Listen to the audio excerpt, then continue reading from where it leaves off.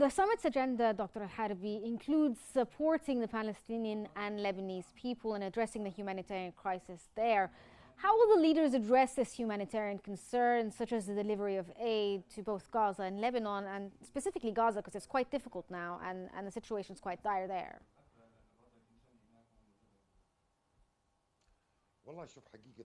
In fact, we should know that we are in a very advanced phase, delivering the aid, which is a moral and human file. We press continuously upon the United States of America and the international community to deliver the aid, as we've reached a collective genocide.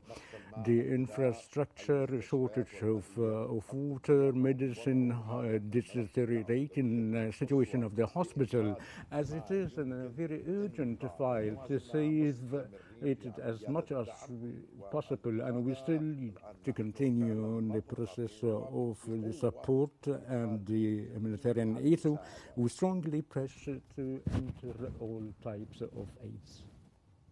Okay, Dr. Shaheen, can we also get your perspective? You had spoke earlier about the idea of, the Arab League and the Organization for Islamic Cooperation, but could you elaborate further on their role in the summit, especially regarding the international and diplomatic efforts to end the wars in both Gaza and in Lebanon? I think many of, or all the Arab leaders, or the Muslims, they need to put an end to this genocide in the Gaza and this horrible war, actually. But as I mentioned, all of us, Arabs and Muslims, all of us are in a really challenge for that.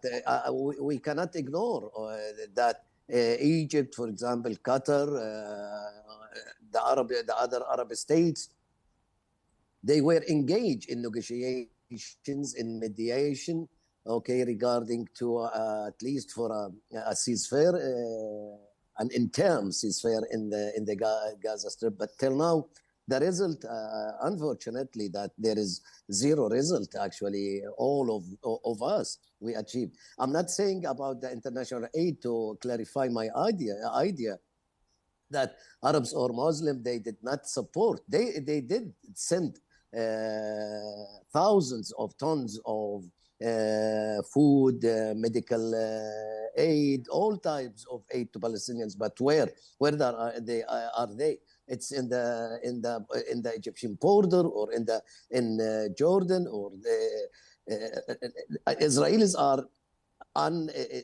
are stopping. They stop the entering of all of such humanitarian aid. That what we need, that a real pressure should put on the new American administration, on the Israeli government, or on all the governments that they are supporting Israel. We have examples of those nations, those states who are supporting Israel, like the Germany, United States, Britain, that should be used a pressure from the Arab state, from the Islamic State, from all the international community against those nations, those states who are supporting Israel. They have to realize that the support of a genocide, it will cost them. We should not leave Palestinians in such a miserable condition and such a genocide without doing anything. Just we are asking. We will continue asking forever. Nobody will listen to the Muslims or the Arabs.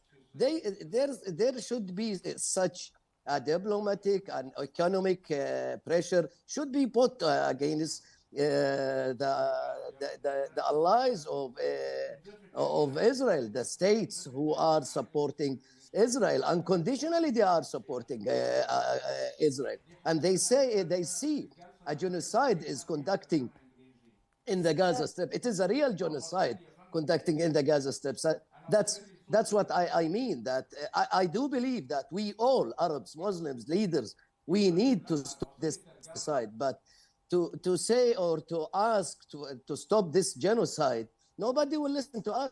They will show, there should be efforts to be put pressure to if be we could put also get the on Israel perspective, and on the states that support sir, Israel. if we could also get the perspective of Dr. Al-Harbi as well when it comes to this, like putting pressure on the Israeli side.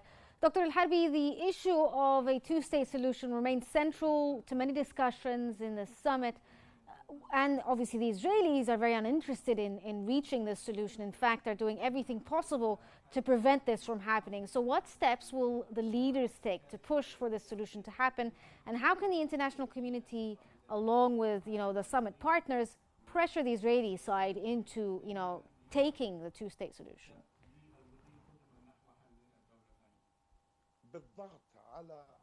Pressing the international community legally and in times of measurement upon Israel and the United States. Unfortunately, they are already exited the Charter of the United Nations, and we should activate the war crimes and the Geneva Agreement and the GCC and the International Just Criminal Court, particularly Benjamin Netanyahu and Motrich and Bisser taking the region and Israel to the brink of ordeal.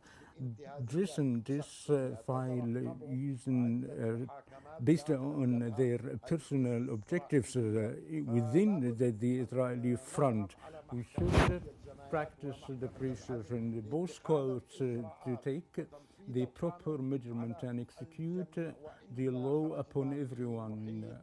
Unless we come out of the sphere of the international community and the United Nations resolution that had never been executed based in its structure, as well as the permanent members of the UN General Security. So the human, moral and legal dossier that we should use to practice our pressure, and we should remind them that they should abide the international human sir, laws. I apologize. I have to cut you off there because we're going live now to the Arab Islamic Summit. Here's the live footage